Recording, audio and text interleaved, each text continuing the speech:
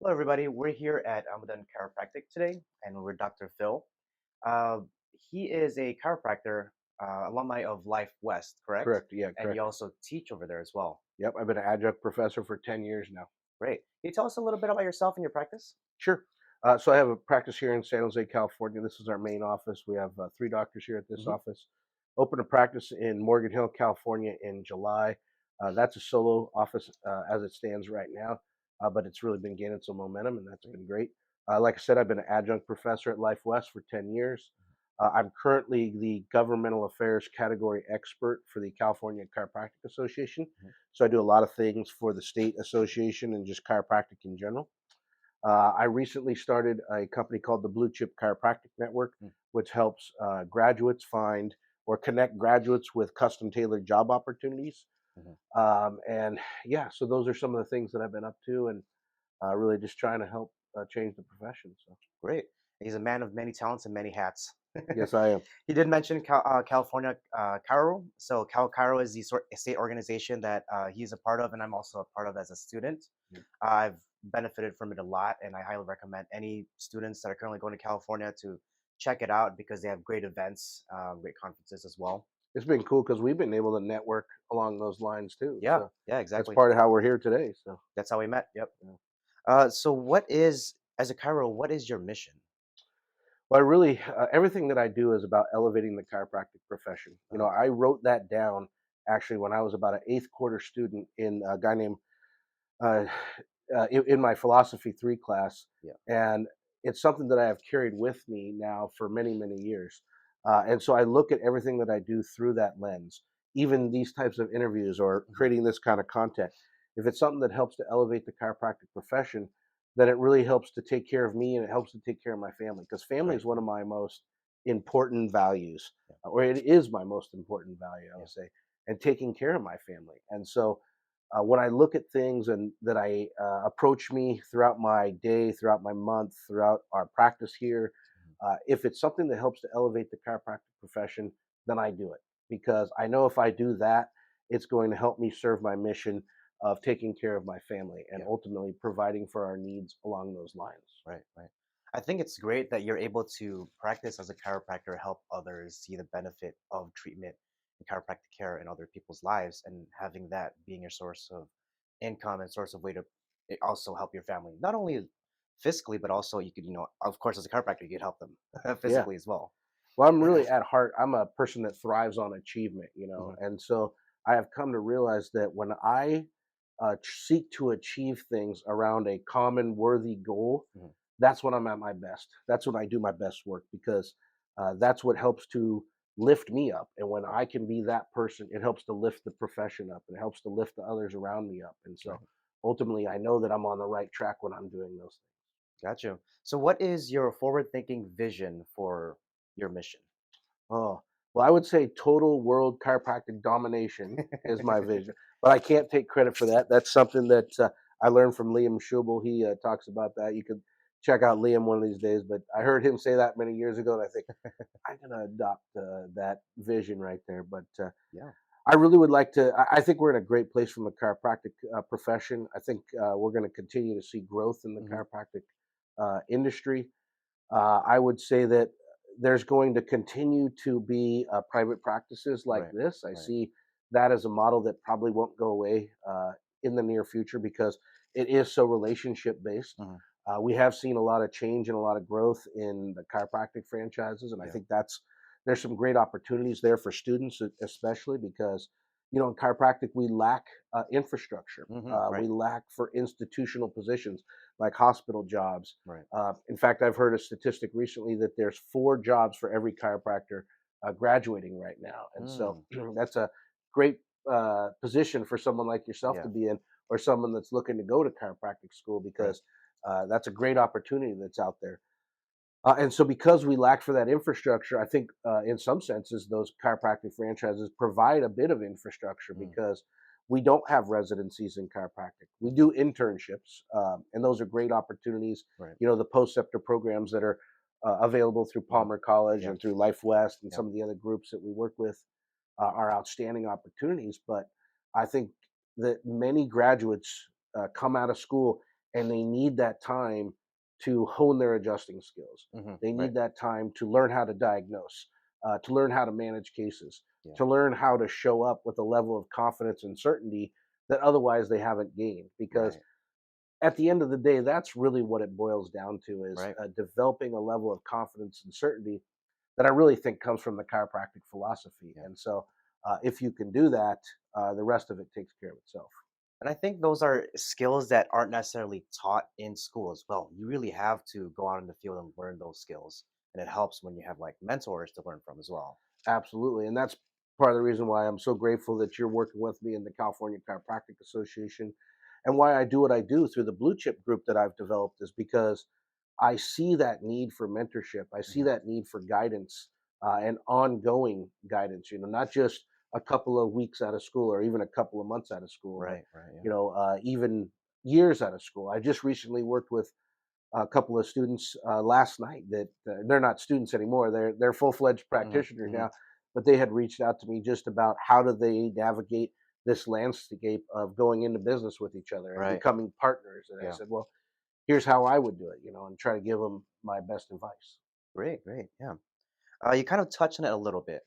Talk to us about chiropractic philosophy. Oh, well, I love chiropractic philosophy. I'd say it's the philosophy that I have adopted for my life. Okay. I'm adamant that there is the chiropractic philosophy. So Mm. oftentimes I see people want to change the chiropractic philosophy to suit their needs, and I understand that concept and how they want to make it fit into something that they can digest and Right. into their worldview. But the reality is that we have a chiropractic philosophy about the universal. There's a universal intelligence that Hmm. exists in all matter, and all of those 33 principles. Hopefully, that you've been studying and that Yeah. you've been looking at. We could maybe do another podcast about the 33 Yeah. I'd love principles to. Yeah. one of these days. Hmm. But then through that universal intelligence, that there's innate intelligence in all of us, and that that's the concept that is at the crux of what we do because that's what allows the healing process to unfold. Hmm. I was just recently talking to a prospective chiropractic student earlier today Hmm. about what chiropractic is and what do we do. And in many senses, we're really just trying to remove the interference with the body's ability to heal itself Hmm. because the body is going to heal in one way or the other. Hmm. And so, uh, to a great extent, we need to help that to some extent Right. uh, to be able to function the best it can. And so, uh, I have carried the chiropractic philosophy. I've really benefited from being the child of a chiropractor. Hmm. My dad's he's been in practice for 47 years, so Right. Amazing. I'm very lucky to have had that to have been able to grow up in that environment. And so, Okay. uh, I really don't know any different. I'm sort of like the weird Right. one. I'm the unicorn in the room when it comes to the chiropractic philosophy because this is just always what we've done. This is how I've grown up. So Hmm. it's like I don't know any different. And so I think it provides for a very distinct worldview that I now, as an adult and as an existing practitioner after 16 years, Hmm. am very grateful for because it allows me to approach the world with a level of enthusiasm and energy that I don't think a lot of people have the opportunity to be exposed to.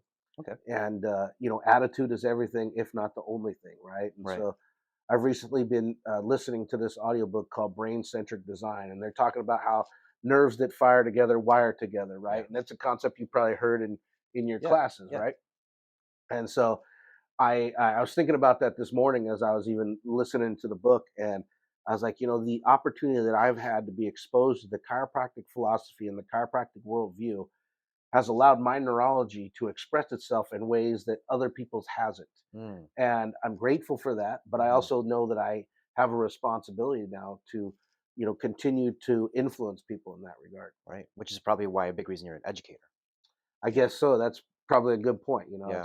It's something that's important to me. When I started in the educational environment, I just I felt like, oh, I love learning, I love teaching, I love Hmm. being around it, and I really saw how I became a better practitioner. I taught anatomy for I think 6 or 7 years, and so being able to teach anatomy helped me to hone my clinical skills even better. Mm. Okay. And so now I'm in the business and the philosophy curriculum. I teach Yeah. marketing classes, I teach office procedures classes, and so I have seen now those ways in which teaching that material has helped me to become a better business person, to run this office, the office that we have here, Yeah. to develop this Blue Chip program that I'm developing, Hmm. even to help the California Chiropractic Association to try to build greater membership, because I truly believe that as a profession, Hmm.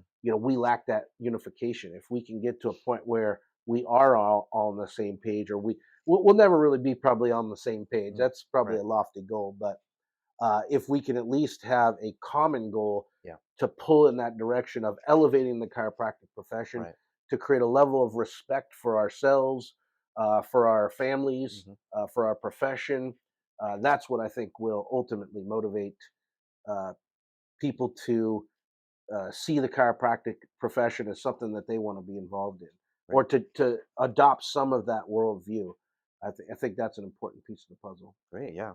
I recently was or I attended a panel that had these chiropractors that work in a corporate setting. Hmm. So, like, Meta, Google, and they Sure, have care teams where it's not just chiropractic, but they're part of the care team. absolutely. Now, obviously, they're working together, but do you think there has to be like a space made for chiropractic philosophy in that sort of setting? Or is that something they have to kind of like tweak what they're doing? You're always going to enter into a care setting like that with with the chiropractic philosophy, Yeah. right? Um, you're going to be very hard pressed to change a whole medical paradigm Hmm. to adopt the chiropractic philosophy. Right. But I think certainly that chiropractors should be part of those settings, Okay. and I think those are great institutional opportunities for graduates. Yeah. And I'm always looking for more institutional opportunities for graduates, and trying to develop those. Uh, but I think ultimately you have to let people see how you and your worldview allow people to be attracted to you and Hmm. to benefit from your services. And when you do that, those around you and those care teams are going to Hmm. be like, "What's that guy up to? Like, Right. Yeah. what does he have that I maybe need to have?" Kind of Hmm. thing. And that's when you have the opportunity to invite them into our worldview, to Right. invite them into understanding the chiropractic philosophy more. Yeah. And so, that's how I would approach those settings. Yeah. And I also hear that patients tend to come out a lot happier visiting a chiropractor versus visiting like their MD or a PT. I mean, that's the beauty of the chiropractic profession is that our patient satisfaction is through the roof. Hmm. Our safety is through the roof. Our effectiveness, our cost effectiveness. Hmm. We do some of the best work in that regard, and so Yeah. it's a great opportunity. It's a great time to be in the chiropractic profession Yeah. for someone like you. So, This is a great segue. So tell us about the state of the profession. oh yes, well, I think we're in a really good spot. Like I was saying, there's more job opportunities for chiropractors now than ever before. Hmm. So that's a really good thing. I think there's more widespread understanding of what chiropractic uh, is and how safe it is, and Hmm. there's people utilizing it more and more now. Through TikTok and through YouTube and Hmm. Facebook and some of these other platforms, people have learned so much about what chiropractic is possible, what's possible with chiropractic. They love to hear these cracking videos, and Yeah. this whole phenomenon of ASMR is really Right. it's fueling chiropractic visits to Yeah. some extent. So there's greater awareness for our services than ever before, Hmm. and I just really I'm very encouraged about the state of the profession. I see young people like yourself who are innovative and are doing things that to spread the chiropractic message, and Hmm. that really excites me. I think that, yeah, so I think we're in a really good spot. I do a lot of work in the state association through the Right. governmental affairs committee and through Right. grassroots lobbying, because I feel like we need to dictate the narrative about chiropractic. Mm. And if we don't dictate the narrative about chiropractic, it will be dictated for us. Hmm. That's what's happening with YouTube and TikTok and ASMR videos and cracking videos and things of that nature. Hmm. And while some of that, I look at as okay, it's kind of fun and cool, and there's maybe some PR benefit to it. Hmm. I still am adamant about educating people on what the chiropractic philosophy is, Hmm. what we do from a chiropractic perspective, how effective, how safe, how efficient we are, how it's really rooted in these philosophical constructs that Hmm. are based on the body's ability to heal itself. Okay. And I'm preparing myself for the time when I go talk to the governor and go talk to the Yeah. state legislature, because I feel like we're right on the precipice of having that conversation, or I'm right on the precipice Right. of having that conversation, and I'm preparing myself for that day because I don't want to miss that opportunity and I want to blow that Yeah. shot. So. Yeah, definitely. Now, in terms of chiropractic and legislature, Mhm. what are some things that like maybe you are looking forward to, or Cal Cairo is looking forward to push the agenda on? Absolutely. Well, we have a pretty aggressive legislative agenda for the coming year. Our top priority is to get chiropractic put back into the Medi-Cal Hmm. environment. You know, it was pulled out about 10 years ago from Medi-Cal. If you're a minor, you still have chiropractic benefits, but as an adult, you do not. And there's more people than ever going on to Medi-Cal right now, and Hmm. so that's a super important initiative. Not only because it really helps to gain a level of respect Hmm. as a healthcare provider, but more importantly, uh, people need access to chiropractic care. In the state of healthcare that we're in right now, we're still in an opioid crisis. There's Right. still people using, drugs like fentanyl and things of that nature Hmm. inordinately. And if they can instead of getting prescriptions, if they can get access to alternative or conservative forms of care, Hmm. I really don't like the word alternative, but so we'll say conservative forms of care Right. like Right. Yeah. chiropractic, um, then I think that we're going to be in a better space than we've ever been in the healthcare environment. Yeah. I mean, certainly if people need medication, they need medication. I don't mean to suggest that they shouldn't take it if they need Right. it, kind of Right. thing. But I think that there's a litany of evidence to suggest that chiropractic should be put back into that. And really, all we need is the governor to sign off on it now. Mm. We've made it through the legislature each of the last 2 years to a great extent, gotten approval from the assembly, gotten approval from the Senate. We're really just waiting for the governor to sign off on it. And Hmm. hopefully, this will be the year that he decides to do that. So that's really our big legislative initiative in the coming year. And it's important to me because I go back to elevating the chiropractic profession, right? Yeah. I have students write marketing plans in my class. I've listened to students tell me that they want to help people that otherwise can't help themselves. Mm. And if people can't help themselves in to large extent because they don't have access to chiropractic care, Right. well, then I need to figure out how to get them access to chiropractic care. Yeah. There's things like FQHCs, which are federally qualified health centers that can provide Medi-Cal benefits Hmm. to underserved populations. And chiropractors can go into those institutional opportunities and earn a salary, right? Mm. There's Yeah. ways in which we could develop um nonprofit organizations that could provide those same benefits. So there's a bigger vision to what I'm doing, Yeah. and it passes my test of elevating the chiropractic profession, and so that's Yeah. why I do it. I think. Uh, I think we'd also like to continue to move forward this conversation about opioid informed consent and Hmm. people needing to get both verbal and written consent to be prescribed opioids so that they know what they're getting into. Right. So that's something that we had a lot of success with a couple of years ago in the legislative environment, and we're hopeful that we can get that through the Senate now this time around. Hmm. And then certainly, I think that we have still been excluded from the Affordable Care Act. Hmm. Hmm. There's a piece of legislation 2706 a few years back that was trying to be passed to get us included back into the Affordable Care Act. Yeah. Because President Obama said, every practitioner should have the opportunity to provide their services and bill for their services. Yeah. Well, the way that California interpreted President Obama's instructions still excluded chiropractic. We're one of only two Mm. states to not have chiropractic included in the Affordable Care Act Okay. plans. And that's something that just frustrates me because that's something that should have been taken care of long ago. And Right. so I still am adamant about getting inclusion in the Affordable Care Act plans because ultimately it boils down to a matter of respect for me and about elevating the chiropractic profession. Yeah. And you would think in California that would be something that's kind of like almost expected. Oh yeah, chiropractic should be a part of that. We're supposed to be one of the biggest proponents of those types of things. We're Mhm. obviously like the fourth largest economy in the world. Right. Uh, a lot of the things that we do lead the nation, but unfortunately, when it comes to these things, we're still lagging behind.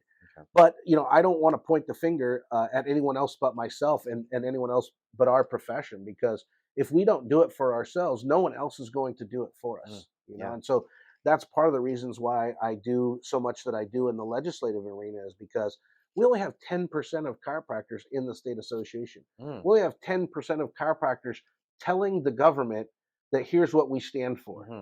right? And that's something that I can rectify. That's something that I can do something about. Yeah. Like getting on this podcast with you right now. That's something Yeah. that I can do to help let chiropractors know. Like, even if you don't have the kind of time or want to put in the kind of time that I do, Right. if you can become a member, if you can become a contributor to our political action committee, Hmm. those are the kind of things I will take the ball and run from here. Mm. This is what I'm committed to. I'm not, and like I told you, I'm doing this for myself Hmm. because when I achieve around a worthy goal, that's what my mission and my vision is all about. That's what Yeah. my purpose is here for. And when I do those things, it elevates the chiropractic profession and it provides for my family, which is my highest value. Yeah, And so, definitely. And that's, I mean, these are the things that me as a Cal Cairo student member have access and knowledge to. The mhm, things that you're speaking about. I think that's important to be part of the state association, because we get like weekly emails, and we find out about these things. Like the last election cycle, I got an email that was like, okay, these are the people that are supporting our agenda. These are who you should vote for, and that was very like insightful for me. absolutely. Otherwise, I'm like, glad. if it was me from 5 years ago, I wouldn't have cared. Sure, sure, sure. But now that I'm a student, I see the importance of the state association and how they protect our rights and push for our rights. I think this is a great conversation to have. Good. I'm Yeah, glad. great. So our last question for today: Sure. what is chiropractic? Oh gosh. You'll get a million answers from a million different people, Yeah. kind of thing. And so I think that's where you do have the opportunity to interpret the philosophy, Hmm. how you apply it. But I really think it's a way in which you can find and serve people. Okay. That's really what it's at the end of the day. That's one of the things my dad has taught me. If you take care of people, if you take care of their needs, they'll take care of your needs. Mm. And so, uh, many years I worked with a mentor named Jim Nacarado. I have a great debt of gratitude to Jim because he taught me so much. Hmm. And he always said, if you think you got a problem or if you think you got something going on that's bad, go out and find people to serve Mm. and serve them Mm. and keep them close. And that's what I do through chiropractic. It's my ability to serve other people. I Yeah. think ultimately that really elevates and lifts me up. So, Great. Yeah. Now, I know if you want to do a quick plug about the Blue Chip Network, because you have oh mentioned a sure, few times. yeah, yeah. I mean, that's something that's really important to me, and a lot of people have been asking me like, what am I up to with the Blue Chip Chiropractic Network? And it's just something that has developed now over the last year, year and a half. I have a great debt of gratitude to Sean Dill and Lacey Book and the Black Diamond Club and their partner Tristan Shaw, because they have really given me the vision for this and helped to empower me to develop this organization. And so what I've been doing is just finding new students and graduates or Hmm. people that are graduating that are looking for job opportunities. And Yeah. it's no cost to any of the students. I don't ask, any remuneration from the students or Hmm. anything like that. But I engage with them. I take them through my interview process. We do personality profiles. Lots of times I'll have them come in, like you've come in, and Yeah. we'll talk about their adjusting skills, where they want to work, Yeah. what they want to do, what techniques they like, all of those kind of things. I touch on their marketing plans in many cases, or Yeah. what's their idea for who they want to serve and who are they meant to serve and how they're going to find those people and that type of Yeah. thing. And I kind of put together like this little profile, and it's almost like a recruiting company to some extent. And that Okay. was the idea was, Yeah. Yeah. there's blue chips prospects in basketball and there's blue chip prospects in football. And so Right. why isn't there blue chip prospects in chiropractic, Yeah. Why right? not? And so over the last year, I've been, working with a number of students, and I've got people all over the country now reaching out to me, asking me like, "Hey, are you helping people find graduates to come Yeah. to work for us?" And because a lot of people are looking for associates, like I Yeah. told you, Yeah. 4 and 1. There's 4 jobs for every graduate, Right. kind of thing. And so I've been connecting those people and trying to make sure it's a good fit for both parties, because the last thing I want to do is put somebody in a position where they're not going to thrive and not going to be successful. Yeah. And the other part of that is I don't want offices to be disappointed with, the expectations that they have with the graduates, right? Yeah. And to Yeah. some Yeah. extent, that takes some coaching on both sides of the table, Hmm. uh, not only at the time of negotiation or signing a contract, but then down the road, because you have to have a robust training program in Hmm. place to make somebody successful, right? You have to Yeah. be able to mentor them and have that vision, because so oftentimes people want to hire associates to dump their practice on them, or just, Ah. oh, here, come work for me, and then you can buy my practice for what I want to sell it to you for, Yeah. and you should be happy to pay that price. And as a student, you're like, wait a minute, dude, time out. Like, I can smell this out. Like, I know you're up to something Yeah. here.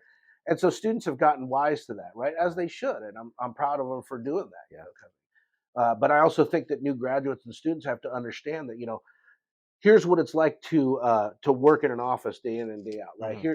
Here's what it's like to take care of people. Here's what it's like to manage cases. Here's what it's like to find and serve people, kind of thing. Hmm. And so Yeah. there's those some important discussions that need to go on before someone goes to work and does those kind of things. So that's really what I've been up to.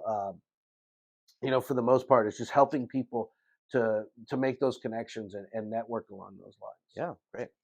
Now, before we close the interview here, where can people find you? I know you have a website, maybe like there's an Instagram or Facebook page that we could Sure. look up. Yeah, I mean, probably the easiest way is just look me up on Facebook. I have the Blue Chip Chiropractic Network is on Facebook. You can always find me on Instagram as well. Uh, most of the time I go by Dr. Phil. Hmm. I started going by Dr. Phil many years ago. Yeah. My patients loved calling me Dr. Phil. At first, I sort of resisted it. Yeah. Now it's almost become like this brand that I have to some extent. So I've embraced it. We have Dr. Phil in Morgan Hill. That's for the Uh-huh. Morgan Hill Clinic. Here at Almaden Chiropractic, we have our Facebook and Instagram pages. You can always message me. You can always email me. Happy to give out my phone number, Hmm. 408-666-9004. Right. Feel free to text me or call me. It's probably better if you text in advance. I don't tend to answer calls that I don't have the number for. Hmm. Um, I have a QR code that we can post here Yeah. afterwards Yeah. if you want more information about the Blue Chip group. But yeah, those are the best ways to get in touch with Great. Thanks me. for coming in, Dr. Oh, I Phil. appreciate your time, man. Thank you so much. Appreciate it.